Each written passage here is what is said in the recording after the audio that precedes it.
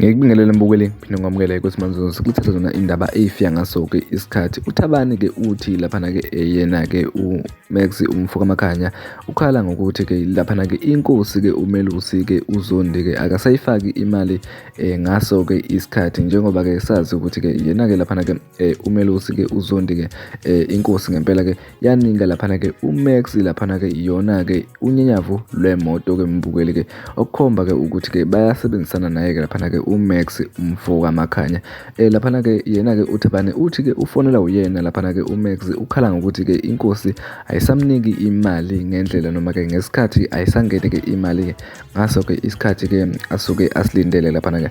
Laphana-ke yena-ke uThabani-ke useveze lokhu laphana-ke ey'nkundleni zokuxhumana mbukeli. Nansi-ke ividiyo yakhe-ke uThabani eveza wona-ke lamahlazo-ke asho yena laphana-ke uMax Mfokamakhanya ngayo-ke laphana-ke inkosi-ke uMelusi Zondi.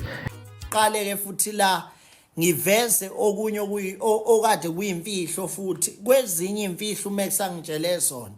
Nkosi uZondi uMancinza, ngiyacela akuqikelele ukukhokhela uMax ngesikhathi imali yakhe yomholo.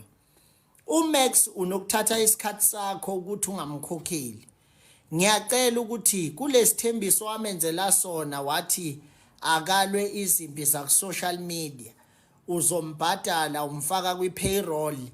Ngiyacela ukuthi umbhadale ngesikhathi. Kimini uyayabalise ocingweni asho ukuthi awumkhokheli ngesikhathi manje usunomkhokhela ngesikhathi esithandwa uwena. Ngicela uqikelele ukuthi njalo makuyi-payday yakhe okungcono before uqale ngabo bonke osikhinkilo nabo uqale ngaye uMax ngoba uyasebenza kangcono manje, uyayifihla i-information manje, uyazama naye ukulwa noma ebona ukuthi usevika ucelemba ngezandla. Kodwa nje wena qikelela ukufaka umholo wakhe ngesikhathi. Ngiyacelela imini ocelayo umfokahlatshwayo, uyacela kuwena njengawe njengoba uyinkosi uMancinza ukuthi awukumbhadale ngesikhathi. Uma ngabe ungambhadalile uyayafike ezokhala kimi, nami ngingazi ukuthi umholela kanjani, kodwa ngiyacela ukuthi umholele ngesikhathi. Ukuholela umsebenzi wakho ngesikhathi kubalekile. uMax umsebenzi wakho obalekile, muholele ngesikhathi. iBM futhi ngiyacela ukuthi awumnike manje ifreedom yokuthi akayidrive iyojika ekhaya le emzimkhulu, akasaye ekhaya. Awukumnike ake nje ayojika ekhaya. Lento yokuthi umlawuli imoto ijike nje la ijikajikeze eGoli eduzane kweFlat, inkinga leyo. Ngiyacela ukuthi umnikezele ilungelo lokuthi angashayela naye ahambe njengami.